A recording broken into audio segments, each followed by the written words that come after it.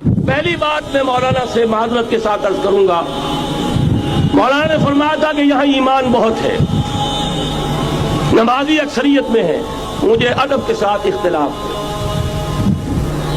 ایمان نہیں ہے، یا قرآن جھوٹا ہے یا ہم میں ایمان نہیں ہے۔ قرآن کہتا ہے انتم الاعلون ان کنتم مومنین، اگر تم مومن ہوگے تم ہی سربلند رہو گے، ہم تو سربلند نہیں ہیں، تو کیا کہیں گے؟ قرآن جھوٹا ہے، ایمان نہیں ہے۔ ہمیں موروثی عقائد مل گئے ہیں اپنے والدین سے، ہم by birth accident of birth مسلمان ہو گئے ہیں، ہم نے اسلام کی کوئی قیمت نہیں دی ہے، اسلام کو کوئی تکلیف جھیل کر اپنے لیے اختیار نہیں کیا ہے۔ پہلا مرحلہ ہے یا ایھا الذین آمنوا آمنوا باللہ ورسولہ والکتاب الذی نزل علی رسولہ، اے ایمان والو ایمان لاؤ۔ ایک درجے میں تو ایمان والے ہو کہ اقرار باللسان کر رہے ہو، آمنت باللہ کما ہوا باسمائہ وصفاتہ وقبلت جمیع احکامہ، اقرار باللسان وتصدیق بالقلب، آمنت باللہ وملائکتہ وکتبہ ورسلہ والقدر خیرہ وشرہ من اللہ تعالی والبعث بعد الموت۔ لیکن یہ اقرار باللسان ہے، کبھی ذرا دلوں میں جھانکو، تصدیق بالقلب ہے۔ تصدیق بالقلب ہو جائے تو زندگی کا نقشہ بدل جائے گا، سوچ بدل جائے گی، ترجیحات بدل جائیں گی۔ آج زندگی سب سے عزیز ہے، پھر شہادت کی موت اس سے کہیں زیادہ عزیز ہو۔ نشان مرد مومن بات گویم جو مرد آیت تبسم بر لبے اوس۔ تو پہلا مرحلہ ہے ایمان کی تجدید، ایمان کو تازہ کرو، ایمان کو تازہ کرو، اور اس کے لیے منبع اور سرچشمہ قرآن حکیم۔ هو الذی ينزل علی عبدہ آیات بینات لیخرجکم من الظلمات الی النور۔ قرآن سے ہی لوگوں کو بلاؤ، تلاوت آیات کے ذریعے سے لوگوں کو کھینچو، یہ میگنیٹ ہے جو سلیم الفطرت لوگوں کو کھینچ لے گا، پھر اسی کے ذریعے سے تزکیہ کرو۔ یا ایھا الناس قد جاءتکم موعظۃ من ربکم وشفاء لما فی الصدور، تمہارے سینوں کے اندر جو روگ ہیں ان کا علاج بھی یہی قرآن ہے، پھر اسی کی تعلیم دو۔ یتلو علیہم آیاتہ ویزکیہم ویعلمہم الکتاب والحکمہ، یہ پہلا مرحلہ۔ دوسرا مرحلہ جو ایمان اپنا تازہ کر لیں، شعوری طور پر اللہ، آخرت، رسالت، قرآن، محمد رسول اللہ کی ختم نبوت، اس پر ایمان لے آئیں شعوری طور پر، تجدید ایمان۔ نوٹ کر لیجئے سورہ نساء کی وہ آیت، یا ایھا الذین آمنوا آمنوا باللہ ورسولہ، ایمان لاؤ، اے ایمان والو ایمان لاؤ۔ جو لوگ یہ مرحلہ طے کر لیں وہ بنیان مرصوص بنے بیعت کی بنیاد پر۔ لیکن بیعت کون سی؟ بیعت جہاد۔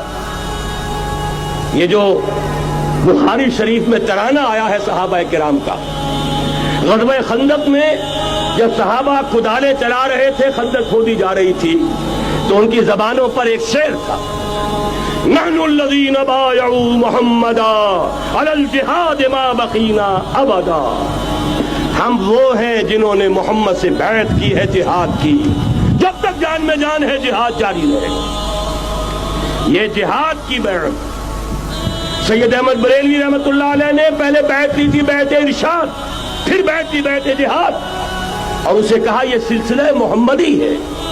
سلسلہ چشتیہ میں بیعت ہو گئی، سلسلہ سہروردیہ میں ہو گئی، سلسلہ نقشبندیہ میں ہو گئی، سلسلہ قادریہ میں ہو گئی، اب آؤ بھائی سلسلہ محمدیہ میں بیعت کرو، اور سلسلہ محمدیہ جہاد کی بیعت ہے۔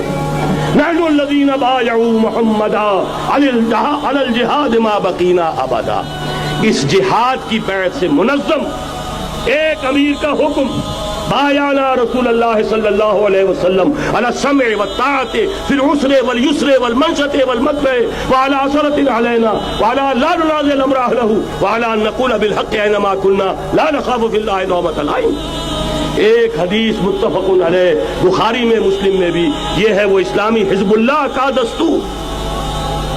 نمبر 3 کام کیا ہوگا؟ جہاد، جماعت بن گئی جہاد، لیکن جہاد کا پہلا مرحلہ جہاد باللسان، زبان سے جہاد، دعوت، تلقین، نصیحت، اور ان سب کا مرکز و محور قرآن۔ جہاد بالقرآن، جہاد باللسان، جہاد بالقرآن۔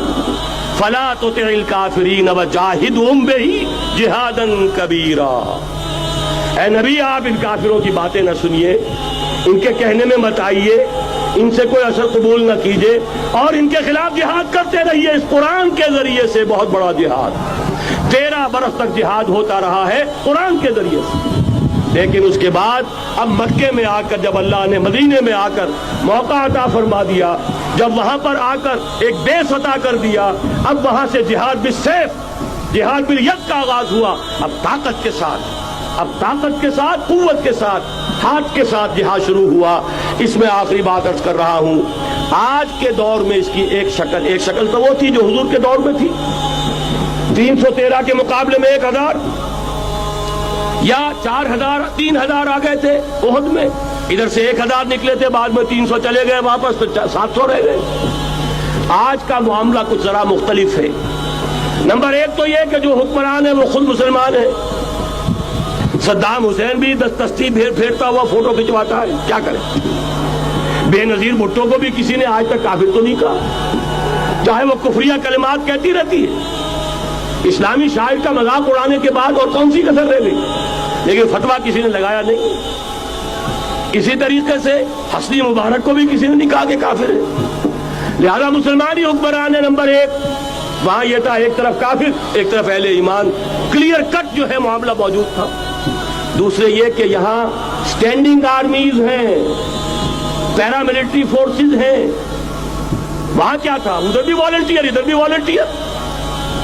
کوئی سٹینڈنگ آرمی، کوئی ٹرینڈ آرمی موجود نہیں تھی۔ 313 بھی والنٹیئر تھے، 1000 بھی والنٹیئر تھے۔ البتہ یہ کہ اسلحہ کا فرق تھا۔ لہذا آج کی دنیا میں معاملہ، اس کی ایک مثال ایرانیوں نے پیش کر دی ہے، اور وہ ہے یک طرفہ جنگ۔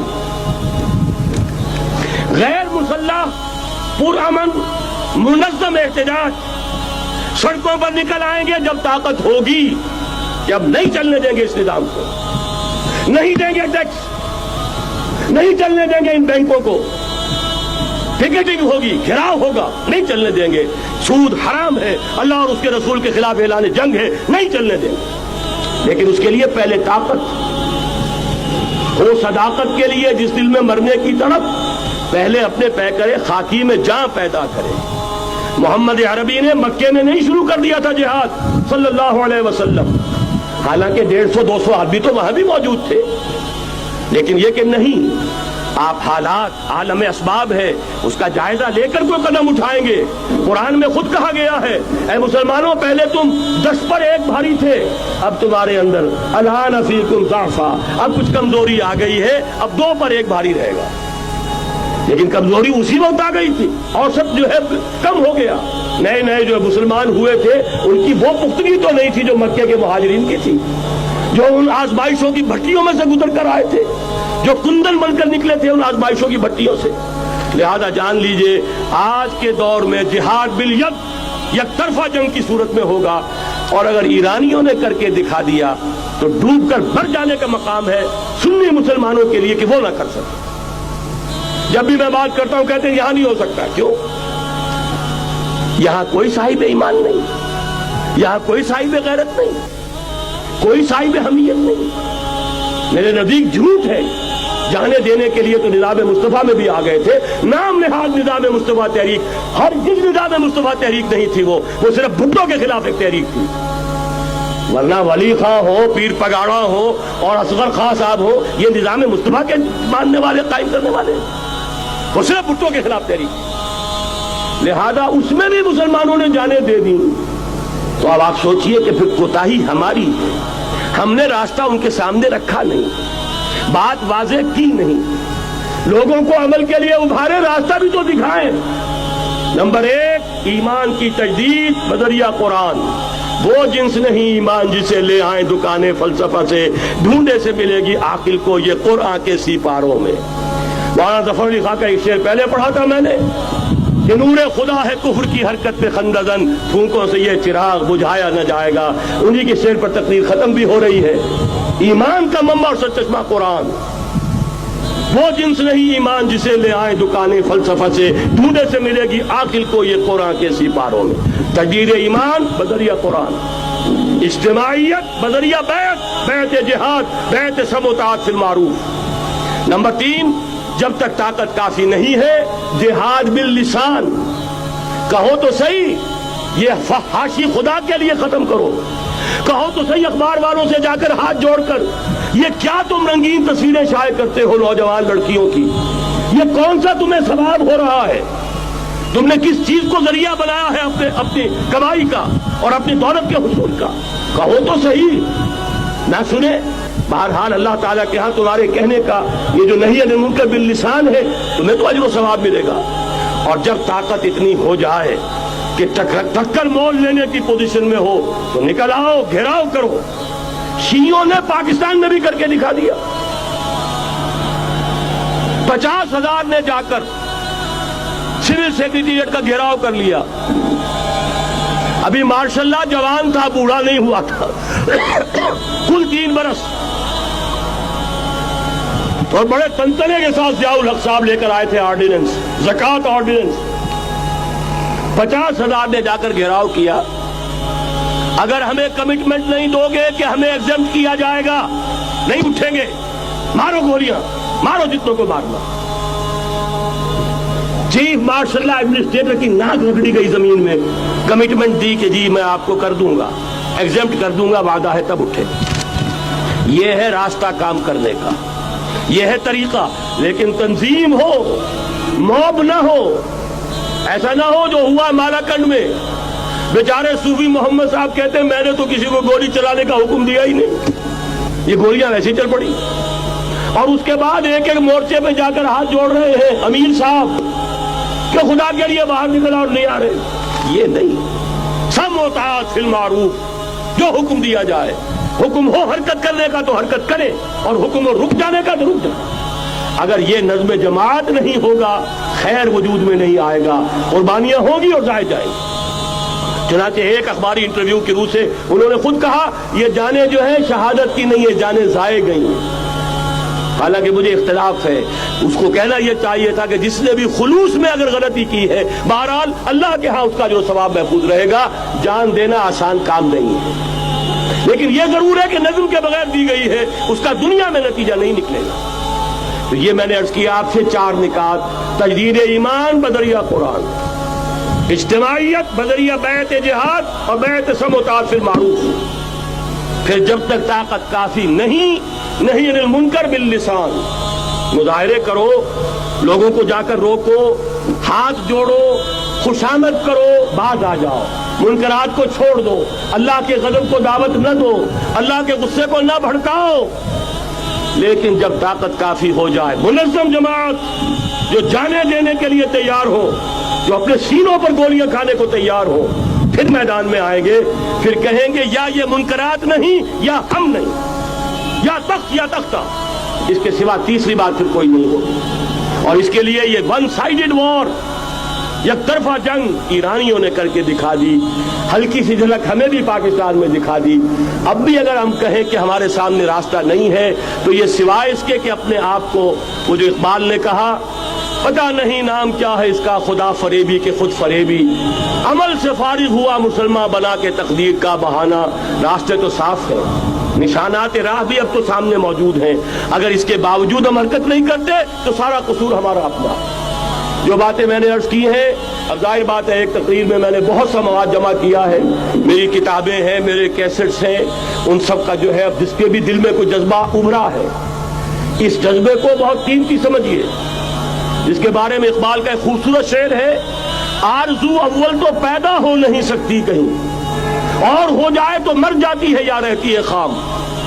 اس لیے کہ یہ ماحول ایسا ہے، یہاں بری آرزویں پروان چڑھتی ہیں، دولت کی آرزو، شہرت کی آرزو، جائیداد کی آرزو اور اقتدار کی آرزو، لیکن یہ کہ کبھی دینی اگر جذبہ ابھرتا بھی ہے تو ماحول اسے غذا نہیں دیتا، آکسیجن نہیں ہے، وہ پودا مرجھا جاتا ہے۔ لہذا جس کے دل میں بھی وہ جذبہ ابھر آیا ہو اس کو مضبوطی کے ساتھ اس لمحے کو امر بنا دیجئے۔ ہندی میں الف لگانے سے برعکس ہو جاتا، مر امر، تل اٹل، امر بنا دے اس کو۔ یہ ہمیشہ کا ہو جائے کہ اب اس پر عمل کا آغاز ہوگا، اور عمل کے آغاز کے لیے مزید اگر آپ کو سمجھنے کی ضرورت ہے، جیسا میں نے عرض کیا ہے، کیسٹ سے کتابیں ہیں، ہمارے دفاتر ہیں، یہاں قریب آپ کے جو ہے وہ دفتر موجود ہے، وہاں سے لیجئے، عاریتاً لیجئے، خریدیے، پڑھیے، گفتگو کرنی ہو، میں اسی شہر لاہور میں رہتا ہوں، آئیے بات کیجئے، سمجھیے، سمجھائیے، لیکن یہ کہ ایک عزم تو کر کے اٹھیے۔ وہ عزم کیا ہے؟ قل ان صلاتي ونسكي ومحياي ومماتي لله رب العالمين لا شريك له وبذلك امرت وانا اول المسلمين اقول قولي هذا واستغفر الله لي ولكم ولسائر المسلمين والمسلمات۔